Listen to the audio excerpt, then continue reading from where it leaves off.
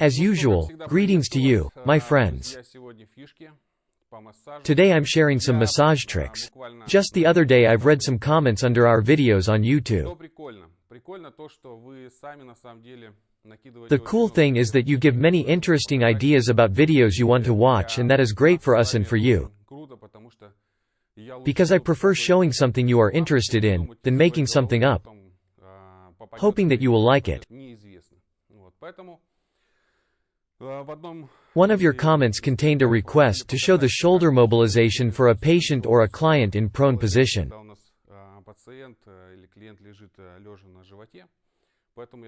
I think it's a good topic, and that is what we are going to do today. I will take into account all your comments one by one and make a kind of a short course of video tutorials.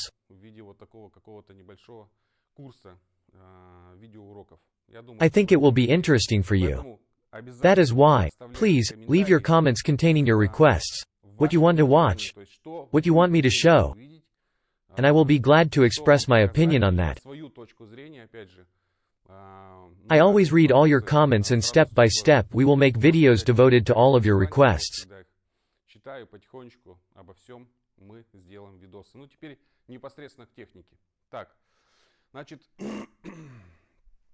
And now let's get down to the technique itself.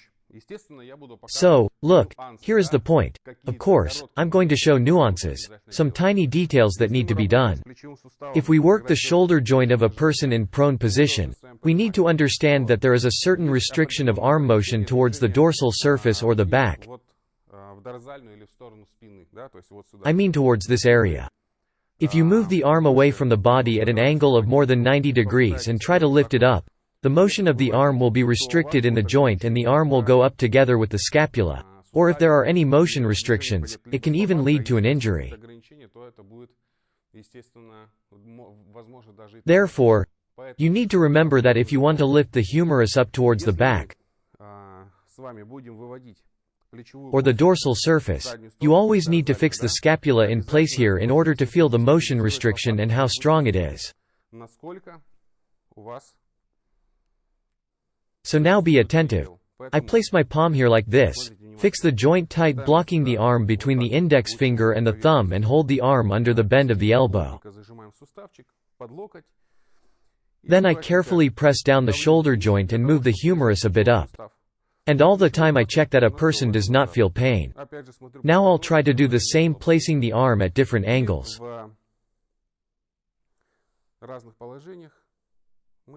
This angle is more than 90 degrees and you need to provide a tighter fix, but be very careful, because the scapula starts to follow the arm.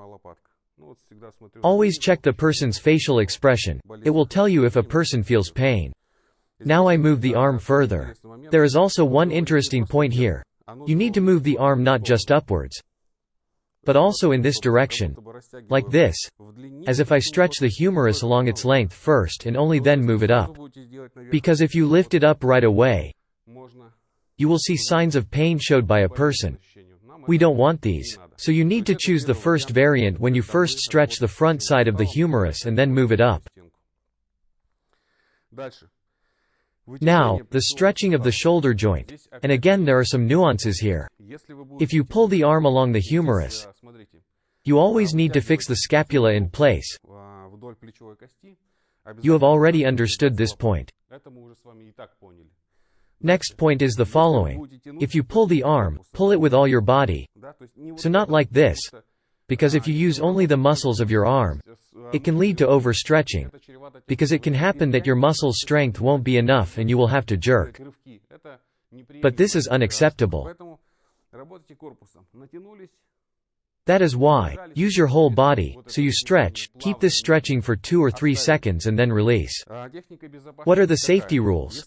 You should understand that if you do everything slowly and gently, a person being massaged will always manage to react to some painful movements, will say something or withdraw his or her arm. If there are jerks of this kind, a person won't have a chance to react to any painful movements and no good will come of it. That is why make slow and gentle movements and hold the stretching for 2 or 3 seconds. Next point. If you want all tendons of all joints from the shoulder joint to the wrist joint to be stretched, here is one more trick. You do the axial twisting, it is called the rotation. So look. We will now place the arm forward and work it at all angles. I'll show it now. You fix the shoulder joint, don't pull up the arm like this, keep it straight horizontally, it is also an important point. And then you start twisting the arm to one side, and when you feel that the entire arm starts moving, it means it's enough. So now you keep this twisting and start stretching it, using all your body. You do it gently for a second, hold it and then release. Try it with a client you know very well and ask for feedback. Just ask about the best way to do it. When you just stretch the arm like this, in this case your client will tell you that he or she has felt the stretching only in one of the joints. Or when you do the slight twisting at first, and after you feel the tension you do the gentle stretching. And now you do the same to the other side, fix the joint in place and do the stretching along the arm. Now you place the arm at the next angle. At first, you do the rotation. When you feel that the entire arm is moving, stop rotating, keep it and stretch a bit. Now to the other side. Feel that the entire arm is moving, stop rotating and stretch. Then you do the same at the angle of 90 degrees. At first you rotate the arm to one side. The arm starts moving, it's enough. Now you fix the shoulder joint, stretch the arm a bit, hold it for 2 or 3 seconds and repeat to the other side. And you do the same at the lower angles. I will now change my place and show it to you. So now you're standing near the person's legs. You change your hands, of course. But you do all the same things, so at first you do the twisting till the moment you see the arm starts moving. So the arm starts moving, please don't twist it all the whole way, this is already good enough. You fix the joint in place, gently stretch the arm with all your body. Hold it. And now to the other side, fix the joint and stretch the arm. The same thing you can do when the arm is placed along the body. At first you twist the arm, fix the scapula and stretch the arm. And to the other side. And then you put the arm back to its initial position. Let's do it this way.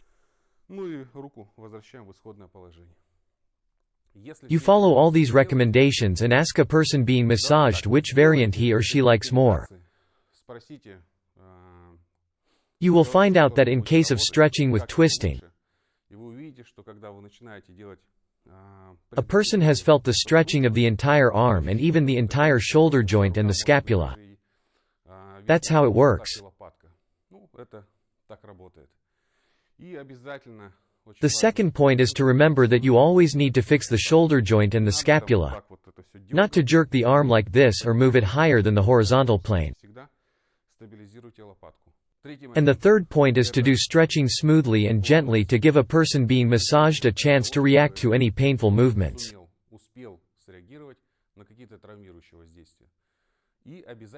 Just to satisfy your curiosity, you can ask a person being massaged which variant is more enjoyable for him or her. Variant 1.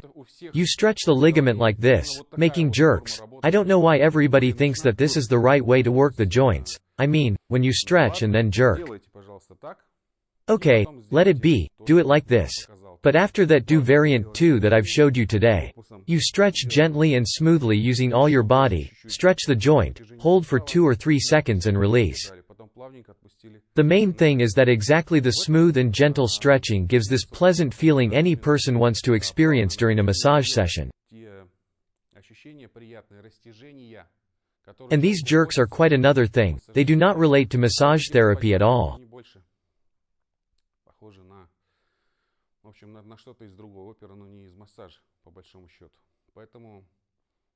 Well, see you in our next video. Please leave your comments and write what is interesting for you to watch. We read all your comments and are going to shoot videos devoted to the topics with the greatest number of your votes and of the largest interest for you. That is why be the best. See you, I'm Maxim Volkov from Grand Secret Massage School.